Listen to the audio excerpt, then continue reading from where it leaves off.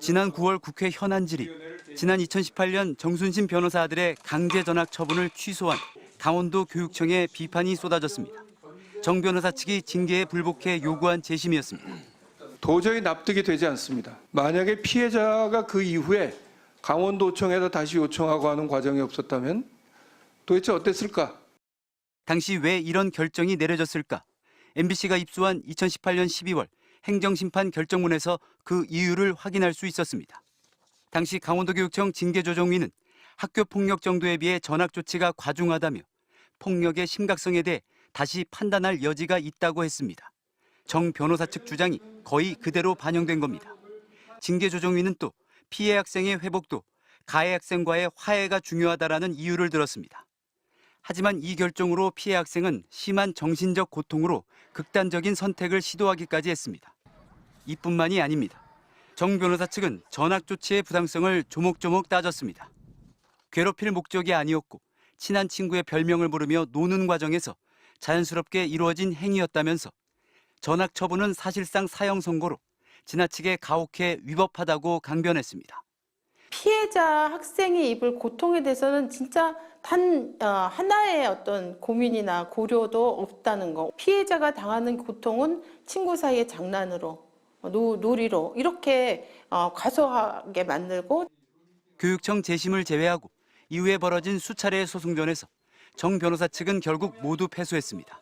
MBC 뉴스 정영훈입니다.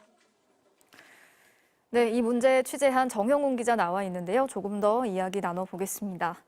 자, 정 기자, 당시 학교폭력위원회에서 전학 징계를 결정한 건데 이걸 강원도 교육청이 취소를 해줬다는 거잖아요. 보니까 폭력의 정도에 비해서 전학 처분은 과하다라는 건데 여전히 좀 납득이 되지가 않습니다. 그렇죠. 당시 정 변호사 측에서는 변호사가 나온 반면에 예. 이 피해자 쪽에서는 피해 학생이 직접 나와서 고통을 토로했다고 합니다. 이게 네. 국회 현안 질의 때 나온 얘기인데요. 그럼에도 불구하고 위원들이 가해 학생의 손을 들어줘 비판이 거셉니다. 피해자가 직접 나와서 진술을 했는데도요. 그렇습니다. 강원도교육청 징계조정위원회는 7명으로 구성되는데 당시 재심에는 4명만 참석했다고 알려져 있습니다. 예. 직군을 보면은 변호사, 경찰, 교육공무원, 학부모 이렇게인데요.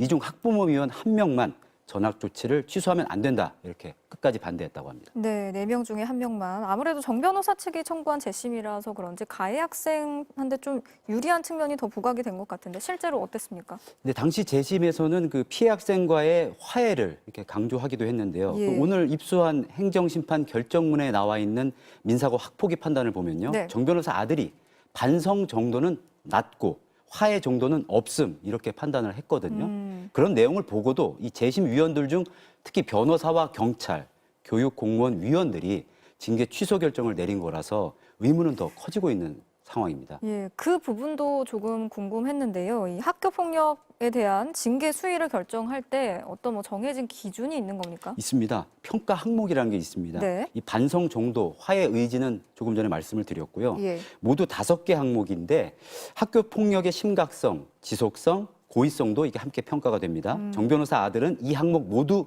높음으로 나왔고요. 네. 전체 16점을 받았는데요. 이 16점을 넘으면 전학과 퇴학 처분에 해당됩니다.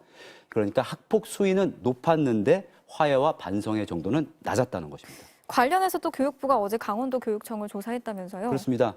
오늘 확인해봤는데요. 당시 재심 절차나 과정에 문제가 좀 없었는지 있었는지 이런 예. 점들을 교육부가 찾아가서 확인했고 2시간 정도 조사를 했다고 합니다. 또 민주당 진상조사단 그리고 교육위원들도 모레인 금요일 강원도교육청과 민사고의 현장 조사를 갈 예정이어서 파장은 계속될 걸로 보입니다. 네, 조사 결과도 지켜보도록 하겠습니다. 여기까지 듣겠습니다. 정영훈 기자 잘 들었습니다.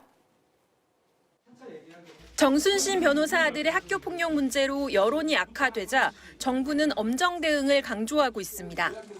엄벌주의라는 그 큰 이제 원칙을 세우지 않으면 그 예방적인 차원이나 이런 것들이 힘들어지기 때문에 정부 대책에서 가장 강력한 건 대학 입시 반영입니다.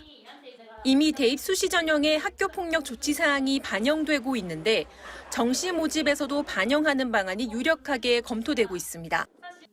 현재 정시 입학 비율은 22%에 불과하지만 인기가 높은 수도권 대학들의 정시 비율은 약 35%에 달합니다. 따라서 정시에도 학교 폭력 기록을 반영할 경우 여파가 클 것으로 보입니다. 학교장의 긴급조치 권한도 강화하기로 했습니다. 드라마 속 이야기처럼 지금은 가해자와 피해자 부모끼리 합의하면 정작 피해 학생도 학교도 할 수 있는 게 별로 없습니다. 용서? 난 잘못한 게 없어, 동훈아. 하지만 앞으로는 피해자 부모뿐 아니라 학교장도 수사를 요청할 수 있는 권한을 주기로 했습니다. 부모끼리 합의하더라도 수사가 가능해지는 겁니다. 윤석열 대통령의 대선 공약이기도 했던 학교 전담 경찰관도 늘리기로 했습니다. 한때 윤 대통령의 지시로 이른바 원스트라이크 아웃 제도도 검토됐지만 반대에 부딪혀 대책에서 사실상 빠졌습니다. 전문가들은 단 한 번의 학교 폭력 기록만으로 낙인이 찍힐 경우 오히려 가해자 측의 소송이 늘어날 수 있다며 우려했습니다. 엄벌주의가 능사가 아니라 이 학교 폭력 발생을 근본적으로 좀 차단하고 아이들이 스스로 해결할 수 있는 능력을 키워주기 위해서 우리 교육 제도적으로 개선해야 될 게 뭐가 있는지. 정부는 이 같은 학교 폭력 대책들을 한덕수 국무총리가 주재하는 회의에서 검토한 뒤 이르면 3월 말 발표할 전망입니다. MBC 뉴스 이정은입니다.